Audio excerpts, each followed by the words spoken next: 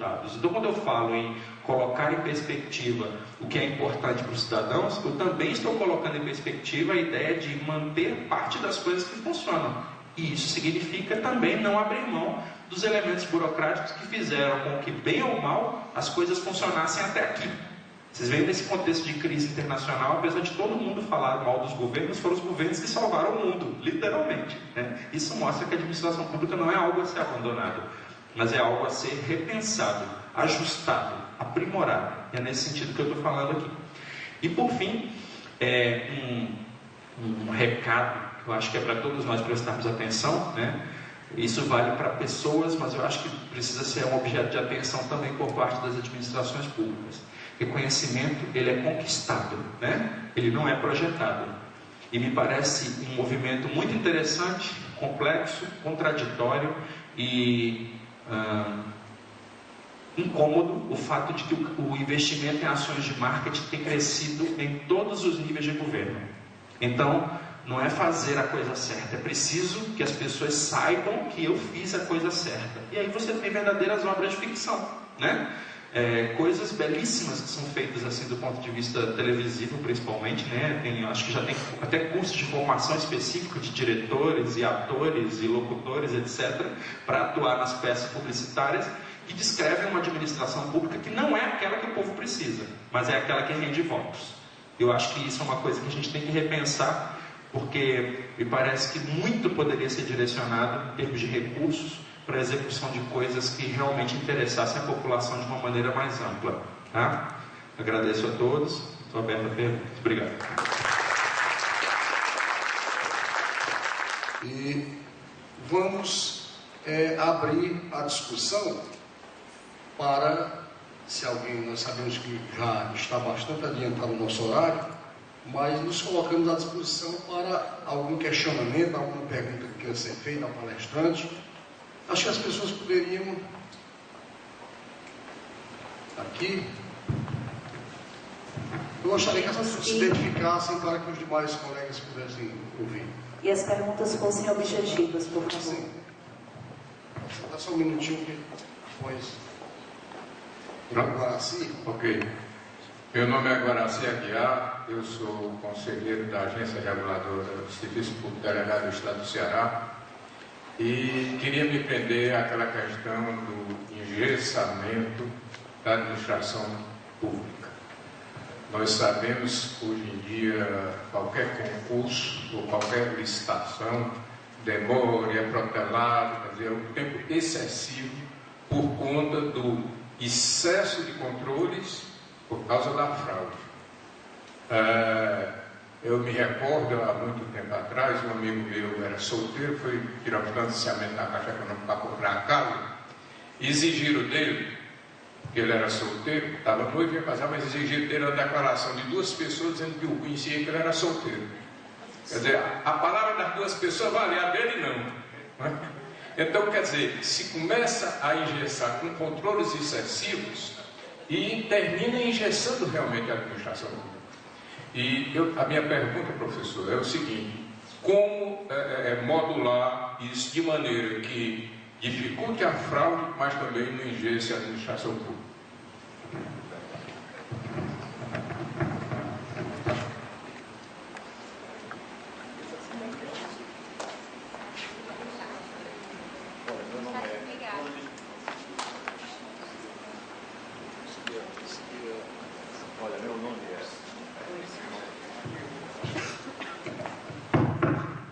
Meu nome é Cândido, eu sou professor. Eu acho que o Ribeiro realmente se comportou-se como professor, foi muito de idade. Porque tem uns tios por aí que é um problema seríssimo. O professor tem que ser professor, né? Mas essa questão é evidentemente política. Infelizmente o pessoal tem um preconceito contra a política e não discute. Mas você colocou, e era conveniente a gente aprofundar por que isso ocorre, né? Por que esses dados ocorrem? Por exemplo, essa história do governo, o cara quer fazer tudo, né, em 4 anos, entendeu? Ou nega o que o outro fez, né? E a propósito dessas suas colocações aí, eu perguntaria, eu tenho, inclusive, minha opinião pessoal, mas queria ouvir a sua opinião. Aí eu pergunto, e qual a sua opinião sobre o parlamentarismo?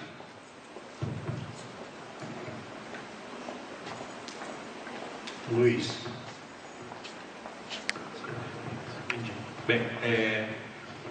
Bem, no primeiro caso, o senhor me desculpe, Aguiar, mas eu não me lembro o primeiro. Guaraci. Senhor Guaraci.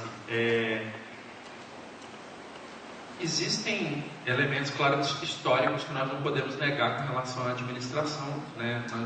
A administração pública no Brasil, nós somos herdeiros de uma tradição que ela não é realmente das mais transparentes, né? A tradição ibérica, ela não é realmente a melhor de todas nesse sentido, né? Tanto que Portugal já foi o país mais rico do mundo e deixou o dinheiro todo na Inglaterra, né? Então, não é casual esse tipo de coisa. Os problemas da administração, eles não são nossos apenas, eles são herdados. Agora, o excesso de controles, no caso do Brasil, ele tem a ver também com um modelo de visão de homem, de sociedade. Até que prova o contrário, o brasileiro é corrupto. E isso, para começo de conversa, está no cartório. Você tem que ir lá e dizer que você é você mesmo, né? Isso é só no Brasil que acontece isso, né? Então, esse excesso de controle, ele está ligado a um contexto macro, que aponta toda numa mesma direção, de que, enquanto cidadãos, nós somos muito mais pessoas para serem observadas atentamente, porque a princípio do que se espera, do que propriamente pessoas detentoras de direitos que vão exercê-los plenamente. Isso é uma característica institucional. Se você vê a maneira como polícias funcionam, etc, etc, todo o sistema ele é voltado para uma característica de desconfiar desse cidadão médio. E isso acontece também na administração pública. O controle público ele era uma característica iminente. O controle é uma característica associada a qualquer tipo de burocracia, né? Ele é imanente ao processo burocrático. A questão é que o excesso ele se tornou um mecanismo não só de punição e de retaliação do ponto de vista da administração pública, né? A administração pública, muitas dessas instâncias de controle, né, quando assumidas por políticos, adversários políticos, eles se tornam medidas de retaliação. Então, eu utilizo o mecanismo que eu tenho ao auditar as contas do outro, de criar problemas para o outro, inclusive de elegibilidade, coisas do gênero, que faz com que a própria lógica da administração fique emperrada. E também esse excesso de controle ele termina tornando tudo muito mais lento, né? Até que prove o contrário, nós somos culpados. Esse raciocínio é um raciocínio muito perverso, mas ele não é um raciocínio só da administração pública. Na administração empresarial ele acontece também, né? Como um todo, nós temos uma espécie de uma chancela de culpados até que provemos que somos inocentes. E isso é um problema como um todo. Na administração pública, claro que isso se torna muito pior, né? Agora, a questão que o senhor colocou é a pergunta de $1 milhão, né? Como que a gente faz para resolver isso? Continuar mantendo controles que favoreçam a transparência, mas, por outro lado, tornar essa administração pública mais ágil, né? Há experiências que têm sido conduzidas em vários lugares do Brasil, em parceria com o terceiro setor, em alguns casos em parceria com empresas, em alguns casos com reformulação da própria ação da administração pública por meio de programas, projetos específicos que são administrados de uma maneira distinta e que mostram que há mecanismos para isso. Falta um pouco de criatividade, eu acredito, em muitos casos. Falta um pouco de comprometimento também por parte dos próprios servidores, que não têm estímulos, inclusive, para trabalhar em prol dessa ou daquela causa, já que se nós estamos falando que o cidadão, em média, ele é culpado, o servidor é 2 vezes mais culpado de tudo, né? Então, essa lógica que penaliza o servidor faz com que também ele assuma um posicionamento assim, refratário com relação a essa perspectiva do novo.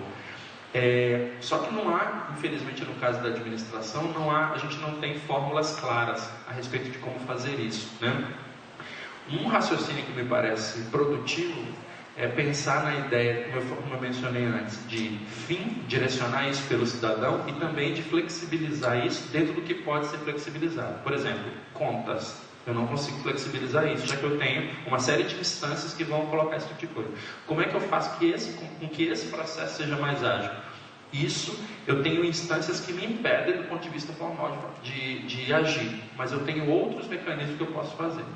Em geral, secretários de administração hábeis, em qualquer instância, eles conseguem burlar uma série de perspectivas. Eu estou falando aqui dentro do Estado de Direito, tá, gente? Não estou falando aqui de nenhuma bobagem, não.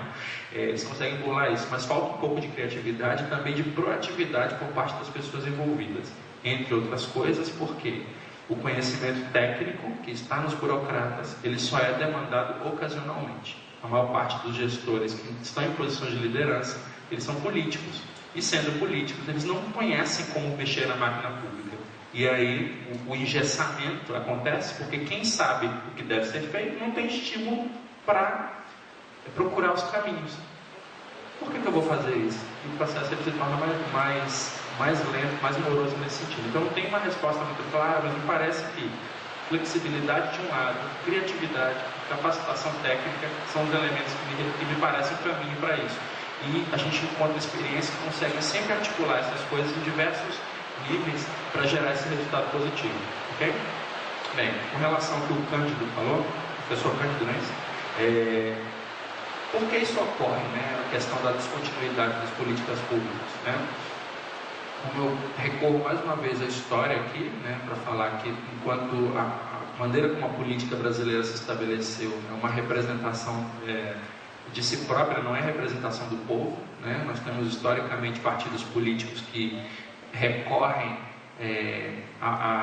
aos cidadãos à medida que precisam dos votos e depois se afastam, né? Porque a administração pública lá é muito distante do dia a dia dos cidadãos, e isso não é uma coisa de agora. Desde que a política foi criada, esse afastamento existe. Isso não é só um problema brasileiro, no mundo inteiro acontece isso, mas aqui nós temos algumas características que tornam o processo um pouco pior, que é o fato de que nós fomos a única república fundada sem guerra aqui no Brasil, né? Não necessariamente que eu esteja fazendo um clamor às armas aqui, mas é que foi um processo republicano tranquilo. Um dia era império, outro dia virou república, com as mesmas pessoas ocupando cargos políticos sem nenhum problema e que isso não fosse problematizado, e isso não sendo problematizado por ninguém, né?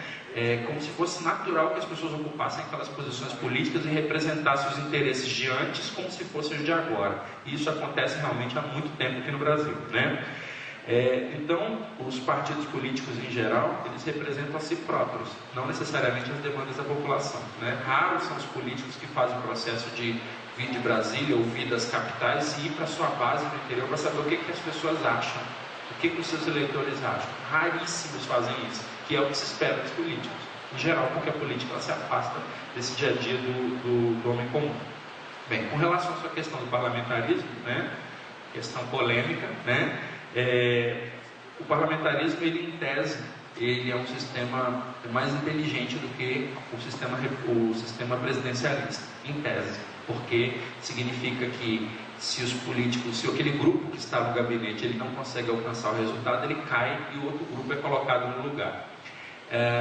Só que a experiência internacional, ela nos demonstra que os partidos em que isso funciona, eles são aqueles partidos em que você há algum tipo de força popular, de mobilização popular, no sentido de representar e ou pressionar esse grupo desse gabinete, nesse sentido, o que não se verifica no caso do Brasil.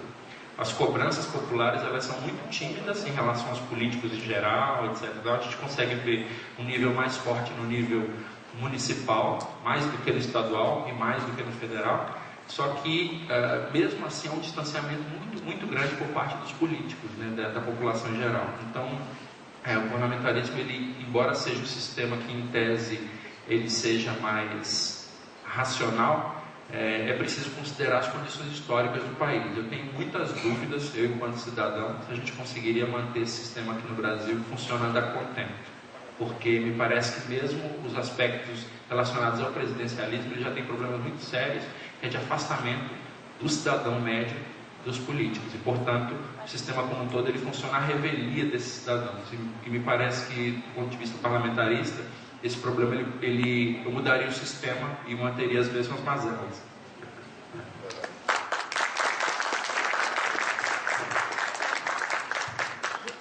Bom, gente, nós vamos, lamentavelmente, concluir o nosso trabalho. Nós estamos num horário já bastante adiantado e eu fui aqui, não fui repreendido, fui apenas alertado, né, pelas nossas amigas aqui, companheiros de trabalho, para que tenhamos tempo suficiente para o almoço e retornando às 14 horas e 30 minutos para a palestra do ministro Jorge Racha. Eu queria agradecer, portanto, ao Dr. Luiz Alex, esse momento importante para nós e sabendo mesmo se deseja ainda fazer alguma consideração final, pelo menos se pronunciar. para a conclusão do nosso trabalho. Obrigado. Gente, eu agradeço mais uma vez a presença de vocês, apesar da nossa sabotagem, agradeço a presença de todos aqui. Aqui nessa última lâmina eu deixei os meus contatos, tá? Se alguém quiser entrar em contato depois, telefone, e-mail, etc, tá tudo aí, tá? Muito obrigado. Neste momento, faremos um intervalo para almoço livre e solicitamos a compreensão de todos, a fim de iniciarmos pontualmente às 14 horas e 30 minutos com a apresentação da 10ª sessão técnica sobre o regime diferenciado de contratações, RDC, e o controle da corrupção em obras públicas, a ser proferida pelo excelentíssimo senhor ministro-chefe da Controladoria Geral da União, Jorge Rágio Sobrinho, que veio especialmente para o nosso evento e ainda retornará no dia de hoje.